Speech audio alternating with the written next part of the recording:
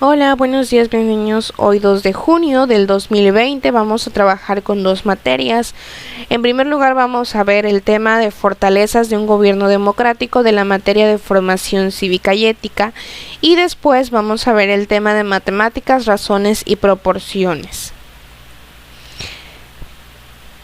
Recordemos, el tema de formación cívica y ética que vamos a trabajar es el de las fortalezas de un gobierno democrático, y esto deriva del tema anterior sobre la legalidad. Cuando nosotros sabemos ya lo que es legal, por ejemplo, nuestros derechos que están en la Constitución Política de los Estados Unidos Mexicanos, pues entonces también debemos saber y reconocer que tenemos obligaciones, y dentro de esas obligaciones existen normas que también se rigen con esas leyes.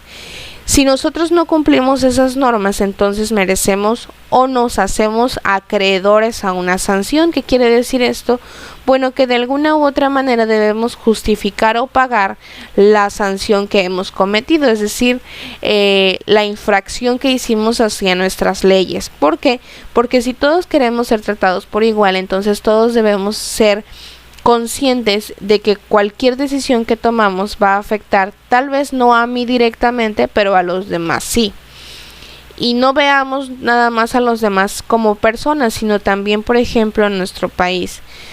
Desde la compra que yo hago diario, desde levantarme tarde o levantarme temprano por las mañanas, desde tomar mi café, decidir a qué restaurante voy a ir, decidir en dónde voy a comprar mi ropa, todas las decisiones van a afectar, y recordemos, el afectar no implica que me va a perjudicar, sino afectar es tanto bueno como malo. O sea, me puede afectar como beneficio o me puede afectar para perjudicar. Recuerda, a partir de aquí vamos a anotar nuestros apuntes en la libreta de formación cívica y ética, poniendo los datos que van a aparecer aquí en el video, así como fecha completa, la materia, el tema y tus datos personales como nombre completo, el grado y el grupo. Es importante que todos los apuntes que veas aquí en el video los anotes. ¿Por qué? Porque la indicación es así, anotarlos completos. Esto ya está totalmente resumido, entonces no podemos hacer una síntesis de la síntesis, porque entonces estaríamos quitando información relevante. Lo que sí puedes quitar son los dibujos. Puedes solamente dedicarte a copiar la información, e incluso la misma información la puedes realizar en un esquema o en un organizador gráfico en el cual puedas organizar la información de manera en que tú la entiendas mucho mejor, pero no quitando información, porque entonces a veces se pierde parte que luego resulta importante cuando la tengamos que repasar. Y bueno, ¿por qué México es un país democrático? México es un país que viene desde años de pertenecer a un régimen democrático. Desde que dejamos la relación con España, por ejemplo, cuando ellos mandaban virreyes para gobernar México, porque se sentían con la autoridad por habernos conquistado, por así decirlo. Entonces, pues nosotros como mexicanos decidimos crear nuestra independencia. Con esa independencia vinieron muchos cambios, no solamente al país desde la parte legal, sino hacia nuestra población, porque cada ciudadano fue incrementando sus derechos. ¿Qué quiere decir esto? Bueno, que fueron incrementando nuestros beneficios, no solamente como personas, sino como trabajadores, como amas de casa, como mujeres, como hombres, como niños, como estudiantes, y siguen incrementando. ¿Por qué? Porque cada vez que se hacen diferentes votaciones o elecciones, todas las personas que son mayores de edad, es decir, cumplen más de 18 años de edad, entonces pueden participar en la toma de decisiones de todo lo que afecta al país. Y recordemos que el afectar no implica que sea algo malo. El afectar implica que puede ser un beneficio o puede perjudicarme. Entonces, dependiendo de las decisiones que tomemos, es como nos va a afectar, si positiva o negativamente. Y bueno, esto quiere decir que todas las personas tenemos la libertad de participar y contribuir en el crecimiento, así como el enriquecimiento de la nación. O sea, todo depende de todos. no nada más del presidente de la República, no nada más del senador o el diputado, sino de todos y cada una de las personas que somos votantes, es decir, que ya tenemos a nuestro poder un documento que certifica que tenemos la capacidad de decidir por nosotros mismos y para los demás. ¿Qué es vivir en democracia? El vivir en democracia no es más que tenemos ese derecho de beneficiarnos como ciudadanos con todos los derechos que tiene un ciudadano mexicano, pero también estar conscientes de que tenemos obligaciones en normas y leyes que están dentro de nuestra constitución política. Esa política, esos papeles que nos rigen como leyes y normas, son todo lo que debemos hacer y no hacer, pero todos, incluso los funcionarios que pertenecen ya al gobierno, porque algunas personas sabemos que luego cuando suben al poder pues se sienten intachables o que nunca van a poder ir a la cárcel por algo malo que hagan, pero al contrario, nosotros tenemos la capacidad como seres humanos y como ciudadanos de una nación democrática de poder decidir si esas personas están cumpliendo con su función o no. ¿A base de qué? Pues de una votación o un consenso en que todos lleguemos a un acuerdo. Si una sola persona tiene todo el poder de disponer qué hacer y qué no hacer, establecer, decidir qué está bien y qué está mal, esta persona podría llegar a abusar, así como atentar contra los derechos de los demás. ¿Por qué?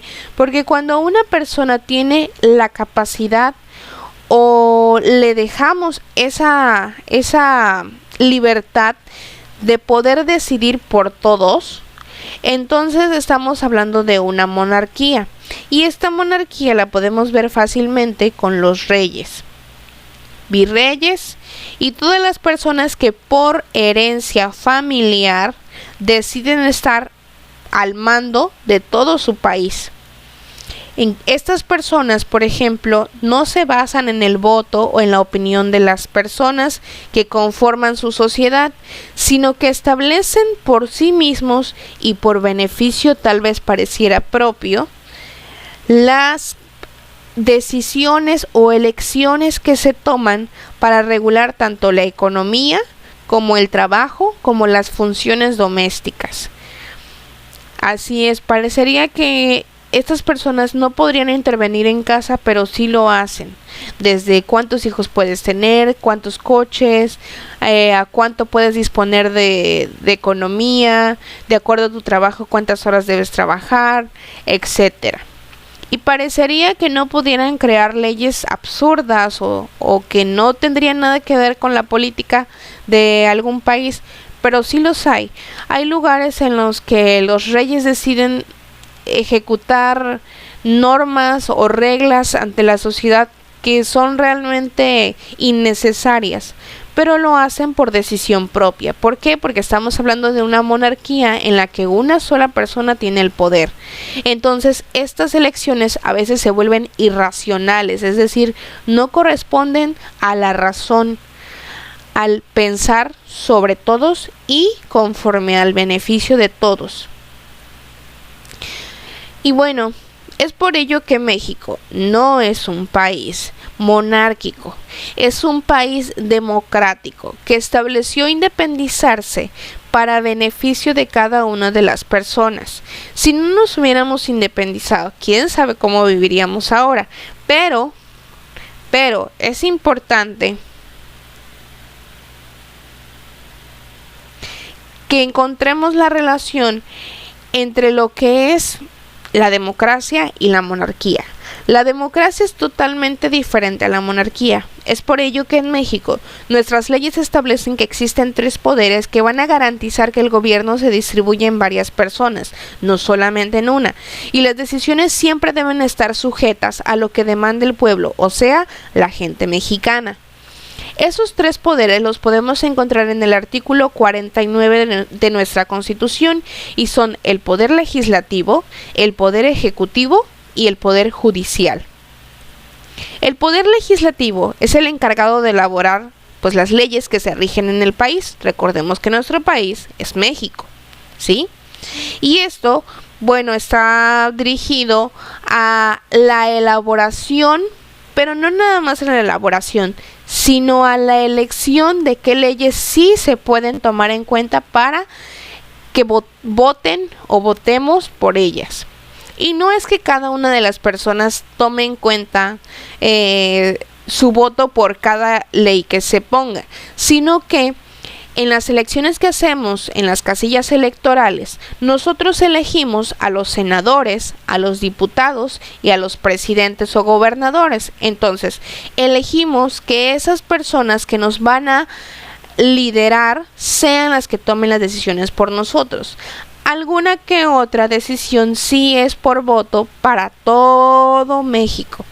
Y ahí, como no pueden ir de casa en casa, bueno, lo hacen a veces por medios digitales o por elecciones convencionales que son en lugares fijos donde se aplican casillas y uno marca la opción que más le satisface o con la cual más está de acuerdo.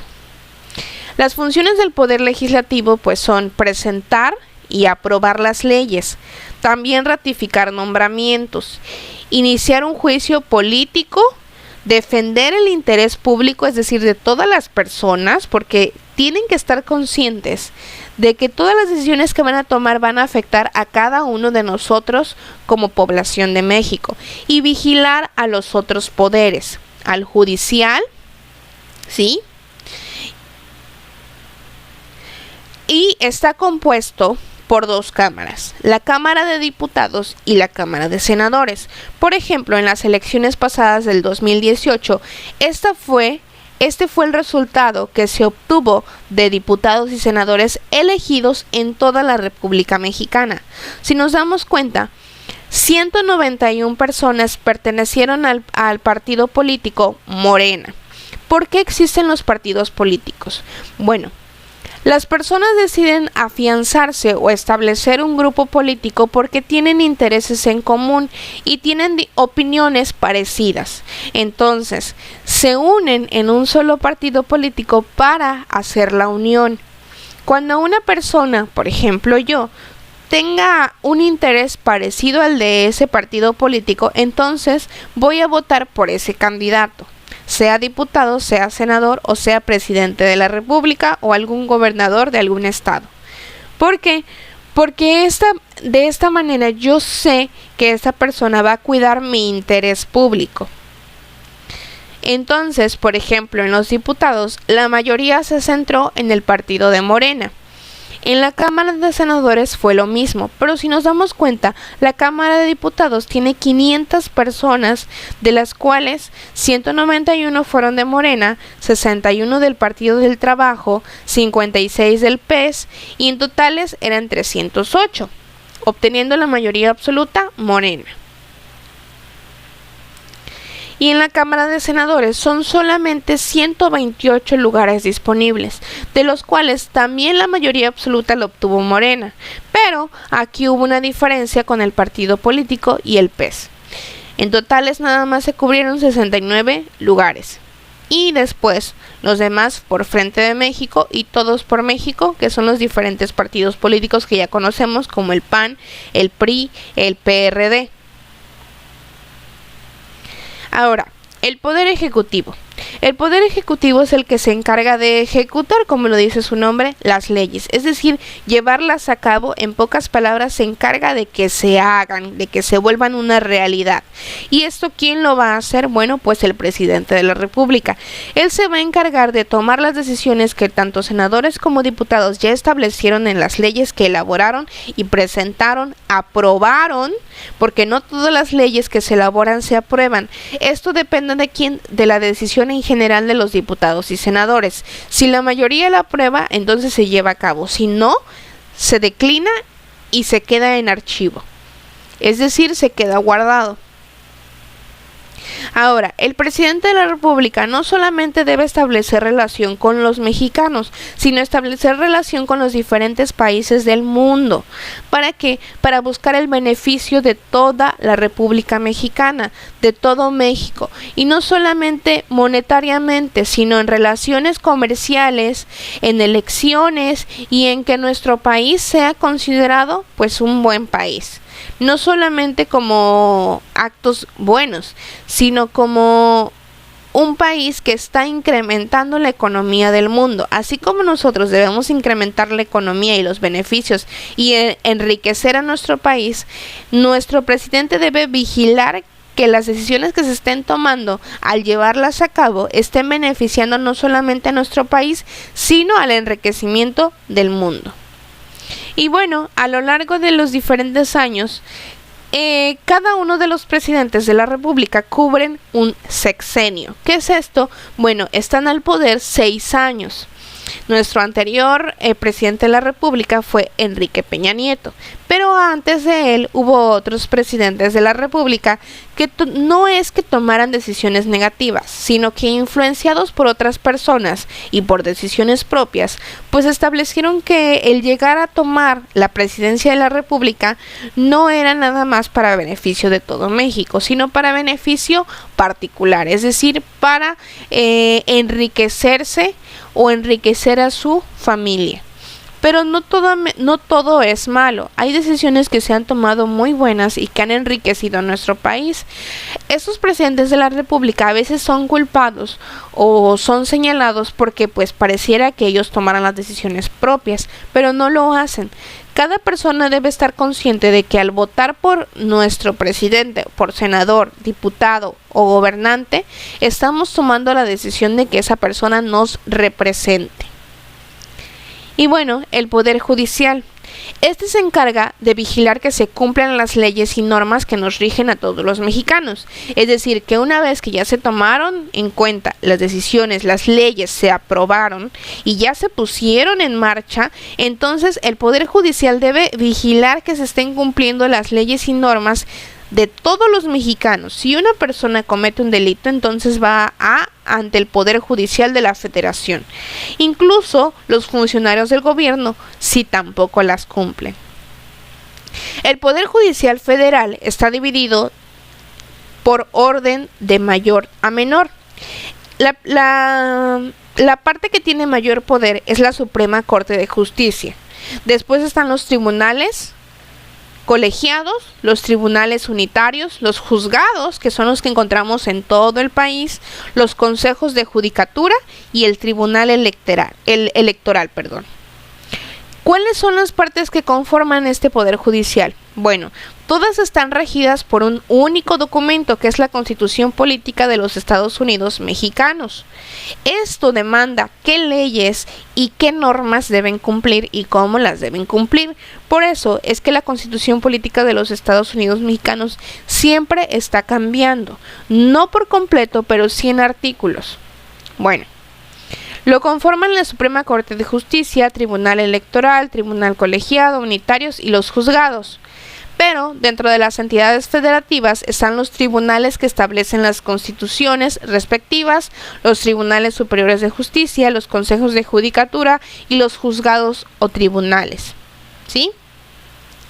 ¿Te imaginas que el presidente de la República, que en la actualidad es Andrés Manuel López Obrador, tomara todas las decisiones que le corresponden al pueblo mexicano? Unos van a decir, ay, pues si eso es lo que hace. No, aunque parezca que así es, no lo es. En realidad parece que él las tomara, pero son los diputados, senadores y a veces por votación que se eligen las decisiones que afectarán tanto positiva como tal vez negativamente al país. ¿En qué momento podemos ser parte de esas decisiones? Bueno, a los 18 años, cuando legalmente ya somos parte directa de la sociedad. ¿Por qué esta edad? Bueno, es una edad que se tomó ya como oficial, en la que pues todas las personas mayores de 18 años o que incluso están por cumplir los 18 años, pues tramitan su credencial de elector. Este credencial de elector no es más que la manera legal de demostrar que ya somos conscientes de nuestros actos, es decir, que adquirimos la madurez de poder elegir nuestras decisiones y no solamente las personales, es decir, las que me afectan a mí nada más, sino las que van a afectar a mi familia, a mi comunidad, a mi estado y a mi país. ¿Cómo sabe el gobierno que ya soy mayor de edad? Bueno, al cumplir los 18 años de edad debemos tramitar nuestra credencial de elector, que en este caso adquiere el nombre de INE, ¿sí? Elector, ¿por qué? Bueno, elector viene de la palabra elección, es decir, podemos ya tomar una decisión de lo que queremos, no solamente para nosotros, sino para todo nuestro país, porque hay que recordar, el ser conscientes de nuestra legalidad implica que vamos a estar conscientes de que vamos a gozar de beneficios y muchos beneficios, pero también vamos a tener que ser respetuosos y responsables con nuestras obligaciones en las normas y leyes que nos rigen en la Constitución Política de los Estados Unidos Mexicanos. ¿Es importante usar nuestra credencial? Sí. De hecho, es una manera en la que luego obtenemos otros beneficios como asistir a lugares que no les permiten a menores de edad, como una manera de representar tu identidad, es decir, te la piden para asegurar que tu nombre sea el correcto, tu dirección, tus datos personales, para tomar decisiones, etc. Pero lo más importante es para eso, para la toma de decisiones, por ejemplo, la elección de nuestros gobernantes. Cada cierto tiempo elegimos mediante un voto libre y secreto a nuestros gobernantes. Ninguna persona debe condicionar que votemos por una persona que no queramos nosotros. Por eso debe ser libre y secreto, porque ninguna persona debe saber, y más si por esto me va a perjudicar, por quién voté, porque es libre, es una decisión que a mi parecer va a ser la indicada y mediante el recuento de votos, es decir, la mayoría, pues entonces se va a tomar una decisión. Y con esto vamos a elegir no solamente a gobernantes, sino diputados y personas que formarán parte del gobierno que tomará decisiones en conjunto con nosotros. Recuerden, cuando sean ustedes mayores de edad, deben saber que lo importante no es seguir las indicaciones de los demás, sino ver las propuestas de cada uno de los participantes que se ponen para ser gobernantes o conformar el gobierno. Ver cuáles son sus ideales. Y la persona que siga más ideales parecidos a los míos, entonces por ella es quien debo de votar. No por la persona por la que vote mi familia o mi papá o mi mamá, sino que las decisiones deben ser personales, de acuerdo a cada uno de nuestros pensamientos e ideas. Y bueno, eso sería todo por la clase de formación cívica